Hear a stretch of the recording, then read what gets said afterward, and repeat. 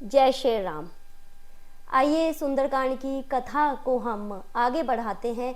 पिछले सत्र में हमने जाना हनुमान जी लंका से वापस लौट आए थे।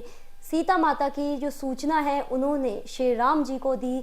सीता माता द्वारा दी गई चूड़ामणि श्री राम जी को हनुमान जी ने दी। अब हनुमान जी जो हैं सारा सीता माता की खबर सुनाते हैं, सारा विस्तार से बताते हैं कि सीता माता वहाँ पे बहुत ही अकेली है, बहुत ही मायूस है।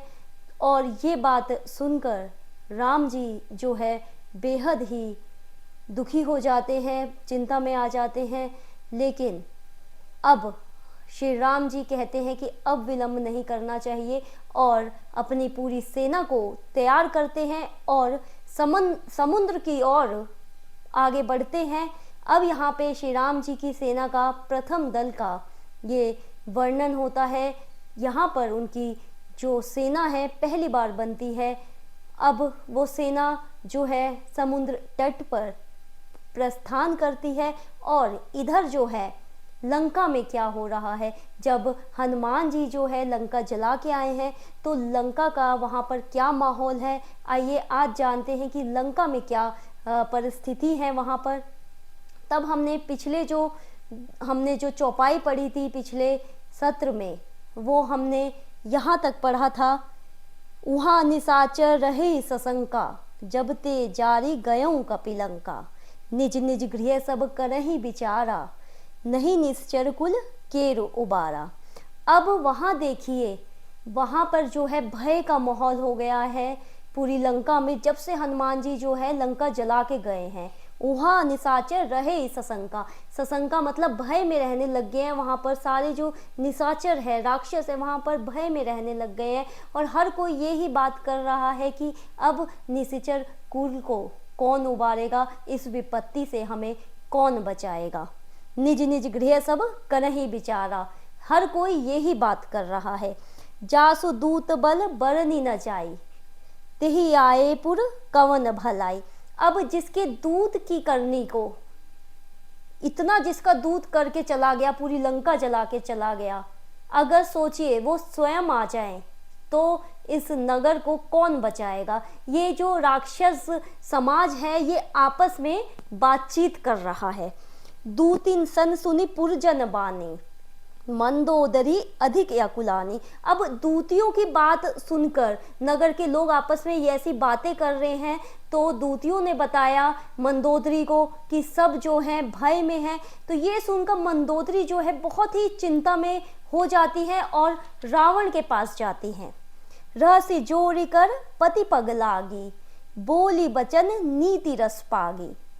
अब मंदोदरी जो है हाथ जोड़कर, रहसी जोड़ी कर पति पग लागी, कर मतलब हाथ जोड़ना, अपने पति के हाथ जोड़ती है, उनके पैरों पर लग जाती है। बोली वचन नीति रस पागी, और बहुत ही नीति के वचन बोलती है, बहुत ही अच्छे वचन बोलती हैं। कंत करश हरि सन पर हर्यों, मोर कहाँ अति हित हिय धरहूं।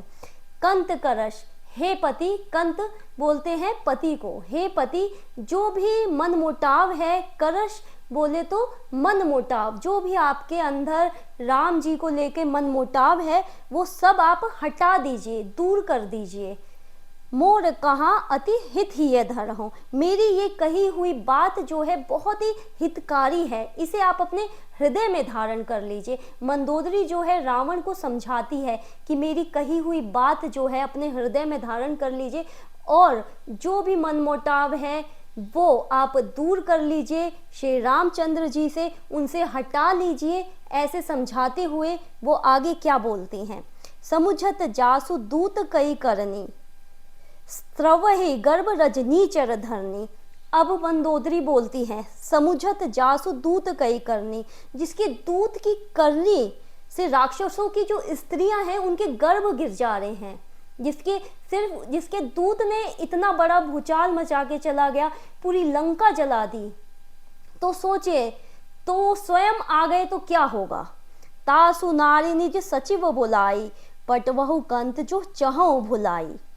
अब कहती है कि उनकी नारी को अर्थात सीता जी को अपने मंत्री को बुलाइए और भेज दीजिए यदि अपनी भलाई चाहते हो। तो मंदोदरी देखिए कितनी नीति की बात रावण को समझाती हैं। तासु नारी बोले तो उनकी नारी को जिनको तुमने हर लिया है ना, राम जी की नारी को हर के लाए हो, उनको लौटा दीजिए, सम्मान सहित लौटा दीजिए। अपने मंत्रियों को इसी समय बुलाइए और भेज दीजिए राम जी के पास अगर आप अपनी भलाई चाहते हैं तो मंदोदरी यही समझाती हैं। तब कुल कमल विपिन दुखदाई, सीता सीत निशा सम आई। अब यहाँ पर देखिए तुलसीदास जी ने कितनी सुंदर उपमा दी है, कितनी सुंदर तुलना की है कि तब कुल कमल विपिन दुखदाई, तुम्हारा जो वंश है हे रावण, तुम्हारा जो वंश है कमल रूपी जंगल के समान है और सीता शीतकाल के रात्रि के समान आई है। सीता सीत निशा सम आई। अब यहाँ पर जो उपमा दी गई है बेहद सुंदर उपमा दी गई है तुलसीदास जी ने, बहुत ही अच्छी तुलना की गई है।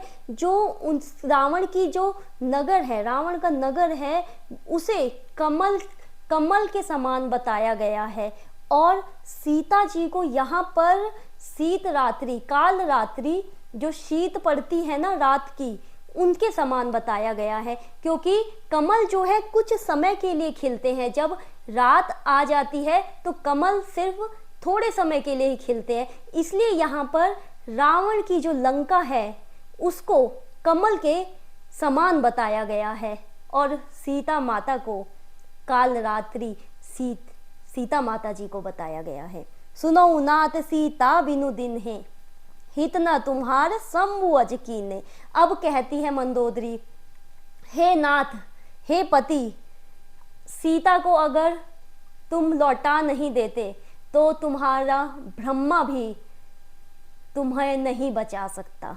हित ना तुम्हार शंभु अज कीने, कि तुम्हारा हित तो स्वयं ब्रह्मा भी नहीं कर सकते, शंभु भी नहीं कर सकते। अर्थात यही है कि कोई भी कार्य आप करें, मंदोदरी यही समझाती है अपने पति को कि तुम्हारा ये जो कार्य है, तुम किसके अर्धांगिनी को लेकर आई हो, तुम्हें नहीं पता है कि वो किसके अवतार हैं, वो तो स्वयं हरि हैं। मंदोदरी यही समझाती है, लेकिन रावण, मूर्ख रावण जो है वो मानता नहीं है। सुनो नाथ सीता बिनु दीन्हे, हित न तुम्हार शंभु अज कीन्हे। शंभु जी, ब्रह्मा जी भी तुम्हारा हित नहीं कर सकते। राम बाण अहि गन सरिस, निकर निशाचर भेक। अब यहाँ पर दोहा है और बेहद ही सुंदर तुलना की गई है, बहुत ही अच्छा उपमा की गई है। राम बाण अहि गन सरिस, मतलब राम जी का जो बाण है वो सांपों के समूह के समान है। अहिगन मतलब सांपों के समूह के समान है। सरिस निकर निशाचर भेक, और जो राक्षस हैं वो, उनका जो समूह है वो भेंक मतलब मेंढक के समान है। क्योंकि क्या होता है, जब सांप जब आ जाते हैं तो सभी मेंढकों को खा जाते हैं। तो जो राम जी का जो बाण है, सांप रूपी बाण, तुम्हारे इस राक्षसों का जो मेंढक, राक्षस रूपी जो मेंढक है, उसे डस जाएंगे, ग्रसित कर लेंगे, खा लेंगे। जब लगी घसत न तब लगी, जतनऊ करऊं तजी टेक। अब कहते हैं जब तक राम जी का ये जो सांप रूपी बाण जब तक तुम्हारे राक्षसों को खा नहीं लेते हैं, राक्षस रूपी जो मेंढक है उसको खा नहीं लेते हैं, तब तक तुम कोई ना कोई यत्न कर लो और सीता जी को लौटा दो। देखिए मंदोदरी जी कितने सुंदर वचन बोलती हैं और समझाती हैं कि सीता माता को लौटा दो, क्योंकि यत्न कर लो जब तक राम जी के जो बाण हैं वो खा ना ले राक्षसों को, तब तक तुम उन्हें लौटा क्यों नहीं देते हो।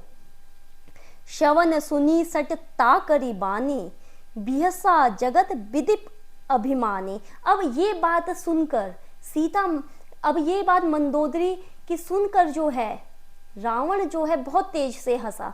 बिहसा जगत विदित अभिमानी, जो अभिमानी रावण है, धूत रावण है, वो बहुत तेज से हंसा। दुष्ट रावण बहुत तेज से हंसा है, जिसने तीनों लोकों पर राज किया है। वो कहता है सभय सुबाऊ नारी कर साचा, मंगल महु भय मन अति काचा। कि ये तो बड़ी अच्छी बात है, ये तो बड़ी अच्छी बात है कि जो नारी का जो स्वभाव है वो तो बहुत ही कच्चा होता है, भय वाला होता है। यहाँ पर रावण कह रहा है मंदोदरी को कि सभय सुभाव नारी कर साचा, मंगल मौ भय मन अति काचा। और बोलता है कि जो स्त्रियों का जो स्वभाव है वो तो बहुत ही डरपोक ही होता है। और ये कहकर कहते हैं मंगल की बात है, अब तो मंगल होने जा रहा है, अब तुम्हारा हृदय इतना भयभीत क्यों हो रहा है, तुम्हारा हृदय इतना कच्चा क्यों है मंदोदरी। रावण ऐसे बोलता है कि मंगल महु भय मन अति काचा, तुम्हारा जो मन है, हृदय है, एकदम कच्चा है।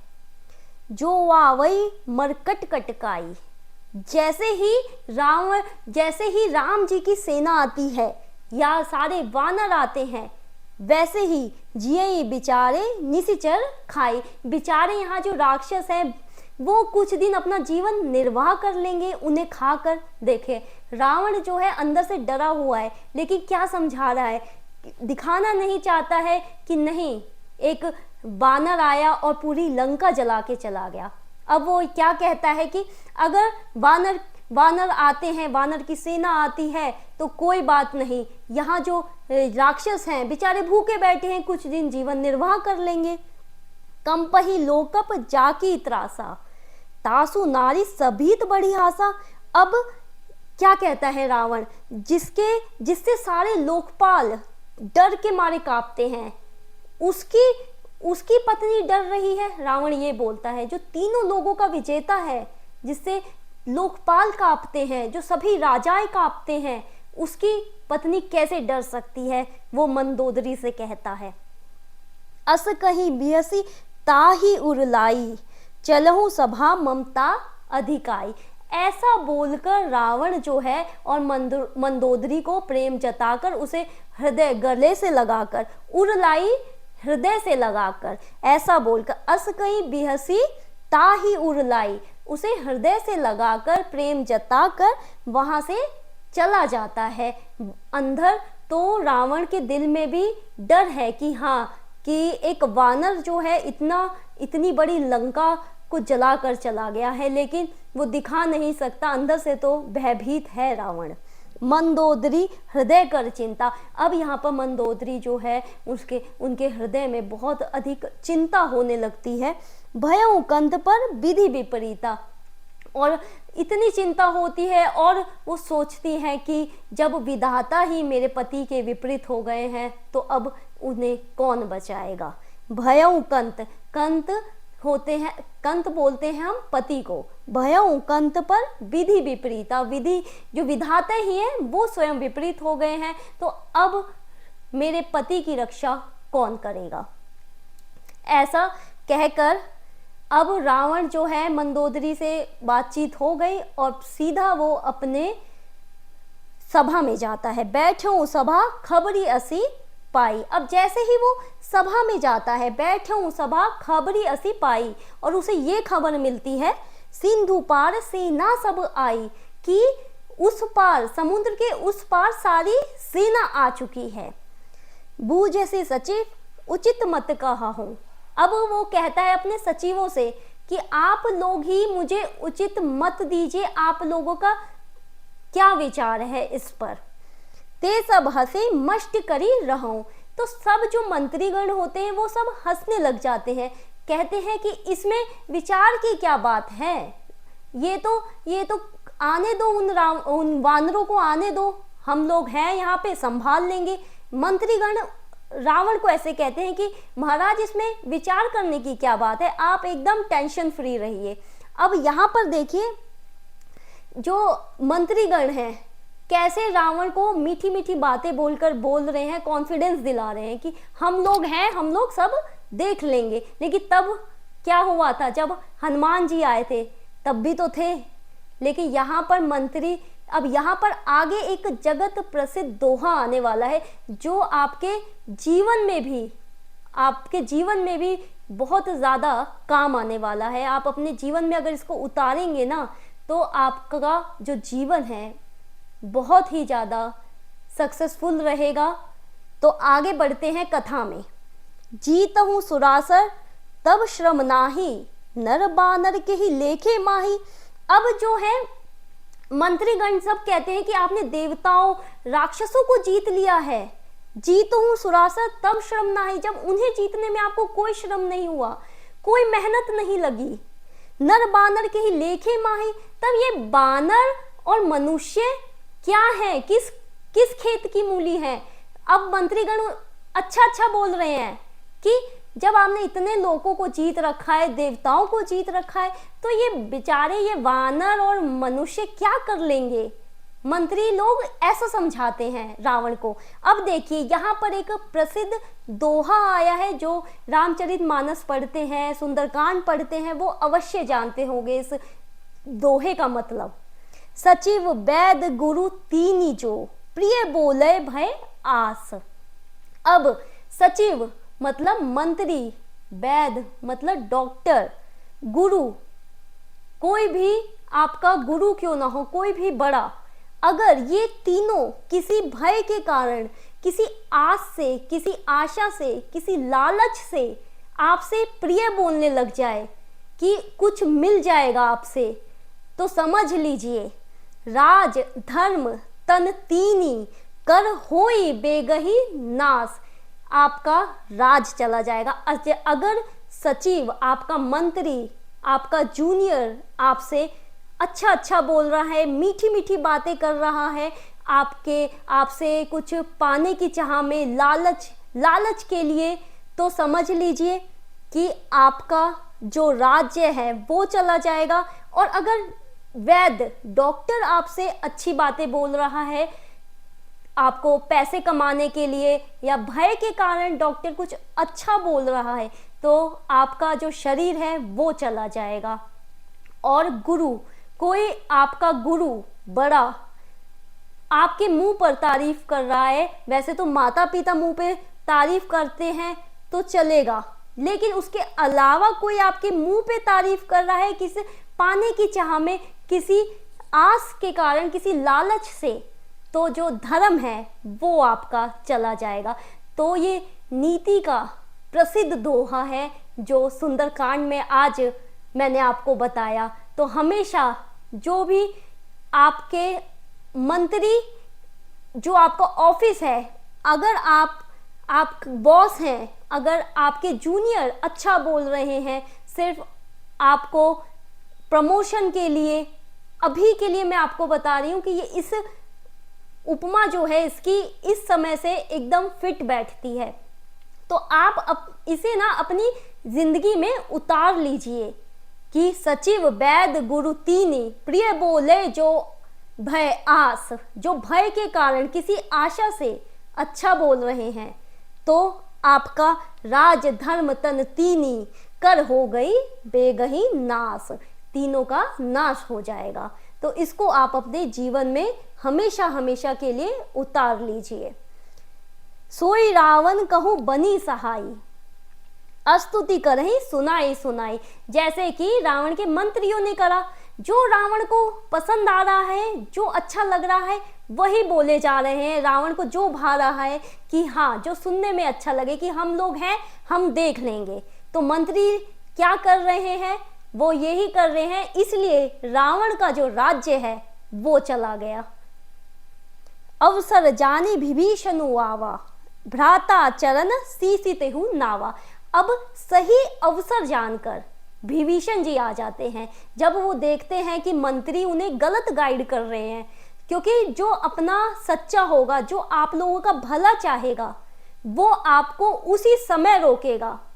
जो आपका जीवन में हमेशा याद रखिएगा, जो आपका भला चाहेगा कि आप आगे बढ़े, आप किसी गलत रास्ते पे ना जाए, तो वो आपको जरूर रोकेगा। जैसे यहाँ पर विभीषण जी आए और उन्हें बीच में विभीषण जी ने इंटरप्ट किया और रावण के पास आए और रोकने लगे, रावण के चरण में गिर गए और उनके पैर छूने लग गए। ये होता है खून का रिश्ता। खून के रिश्ते के अलावा अगर कोई आपका फायदा उठा रहा है, फायदा उठाता है, आपके पीठ पीछे जो है समक्ष भी अच्छा बोल रहा है तो समझ लीजिए, अगर किसी आस से, किसी भय से अच्छा बोल रहा है, किसी आशा से अच्छा बोल रहा है, तो समझ लीजिए कि कुछ ना कुछ तो गड़बड़ है। तो ये हमें श्री रामचरितमानस में सीखने को मिलते हैं, सुंदरकांड में ये चीज़ें हमें सीखने को मिलती है कि अवसर जाने विभीषण आवा, भ्राता चरण शीसित ही नावा। अपने भाई के चरण में शीश नवाते हैं विभीषण जी, रावण के पैरों पे शीश नवाते हैं और सही अवसर जानकर विभीषण जी आ जाते हैं, क्योंकि मंत्री लोग जो है सब गलत गाइड कर रहे थे। अब आगे की जो कथा है हम अगले सत्र में सुनेंगे कि विभीषण जी क्या समझाते हैं रावण को। तब तक के लिए जय श्री राम।